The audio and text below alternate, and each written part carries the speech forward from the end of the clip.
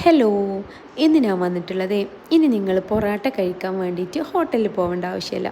വീട്ടിൽ തന്നെ ഒരു 10 മിനിറ്റ് നിങ്ങൾക്ക് ടൈം ഉണ്ടെന്നുണ്ടെങ്കിൽ മാറ്റി വെക്കാൻ പെർഫെക്റ്റായിട്ട് ഹോട്ടലിൽ കിട്ടുന്നതിനേക്കാൾ ടേസ്റ്റിൽ വീട്ടിൽ നിങ്ങൾക്ക് പൊറോട്ട ഉണ്ടാക്കിയെടുക്കുക.